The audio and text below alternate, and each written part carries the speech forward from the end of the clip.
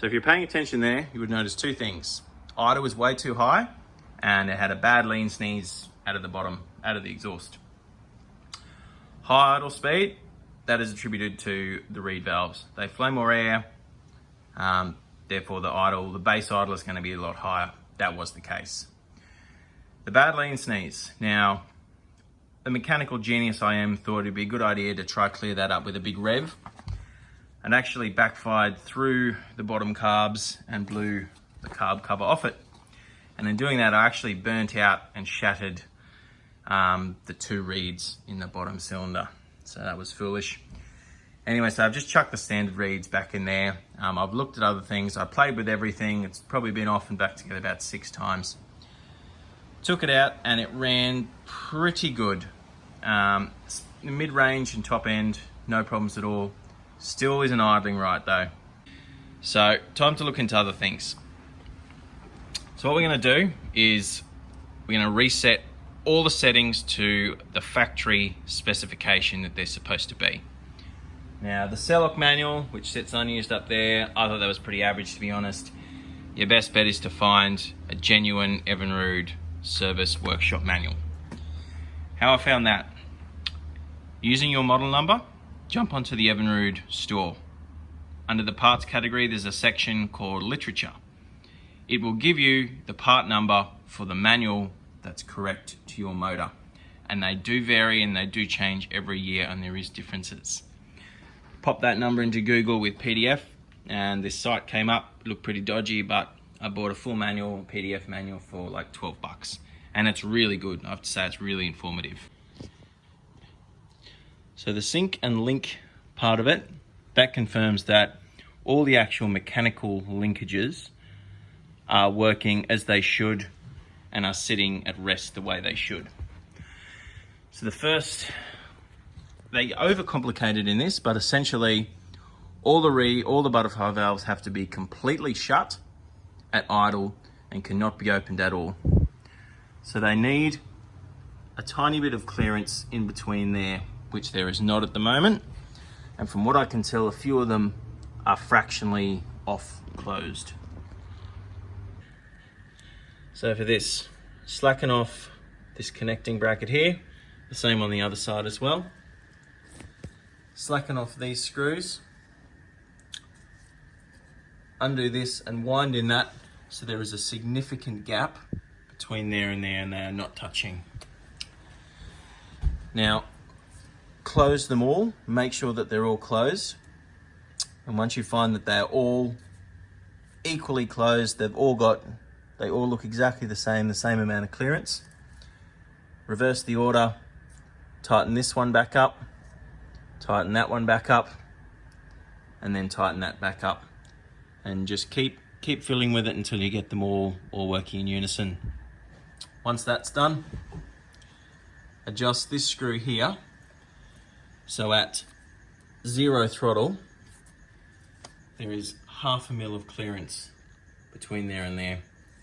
That way they'll all be at completely 0 when the throttle is.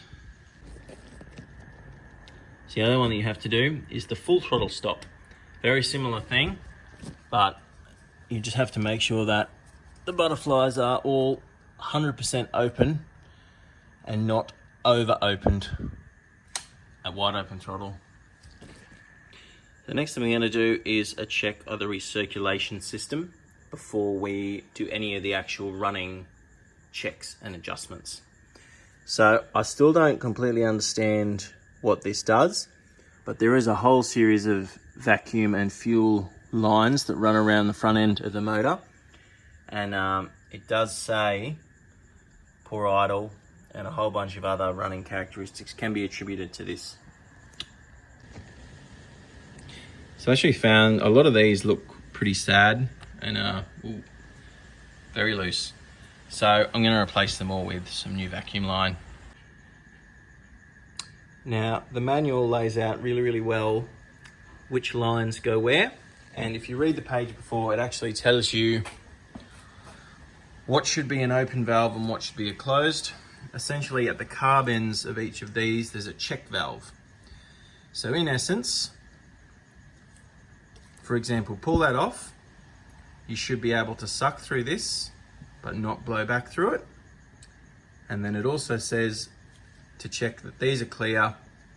Before you put that on, try blowing into the other end and you should be able to blow through there. Same on the other side.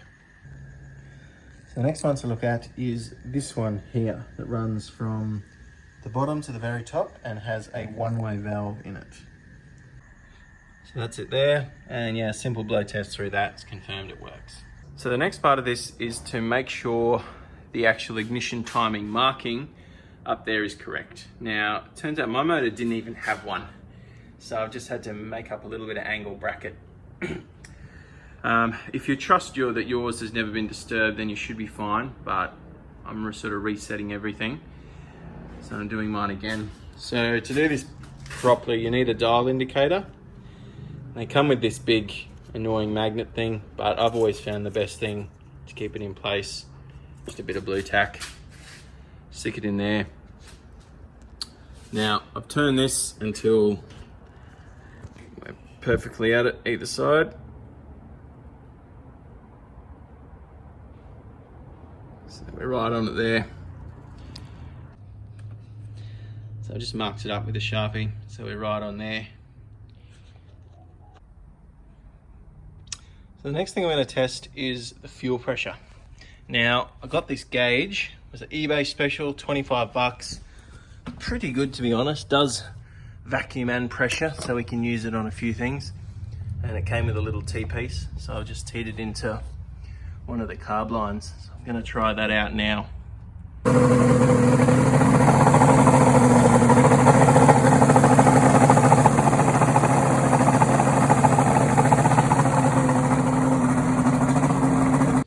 Now, after I was running it before and I turned it off, I noticed a bit of steam or smoke coming out of the top cylinder, the top carb, when it was turned off. So that made me think maybe it's got an air leak in here, and I think it does, because unlike all the others, the plastic here has a lot of cracks in it.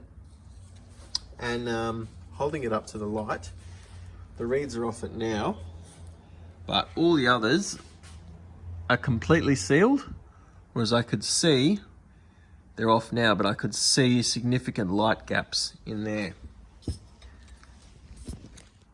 So in the end, I think it was a combination of a couple of the butterflies being a bit open and those leaky reeds, but I got it going just about perfect now. So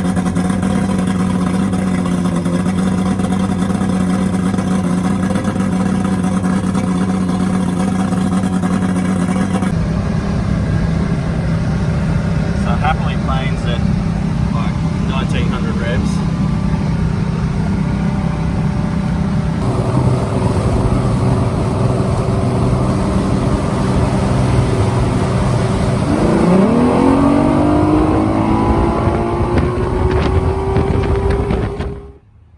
So it's probably the first run I've had it where I've got the motor running exactly the way that it should be now. Doesn't splutter, doesn't cough at idle. Cold start, all you have to do is wind it with a bit of choke, it fires up. You don't need to give it throttle, it doesn't stall. Hot start, it fires up sort of straight away. Picked up a Mercury Revolution 4-blade. That's a 22 inch, and I've got a flow hub adapter in there. It's turning that at sort of 5,500, 5,600. That's about 98 k's an hour.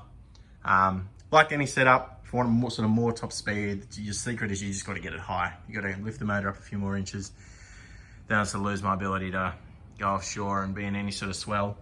Like in that video, planes at 1900 revs. That was great for just sort of Mooloolaba swell. Could just sort of cruise out there, not porpoising over waves or anything. It just ate it up. So I'll be honest, from when I first got the boat in the water and was using it to when I finally sorted out these little running, annoying idle issues, that was probably like a year. I've just been using it and put up with them. But yeah, so at the end of this video, I'd say I'm happy with how the motor's running, really happy. There's probably only one more video in the series, which is just gonna be sort of how I fitted it out and a bit of a look back on what I'll do differently next time. Anyway, thanks for watching, guys.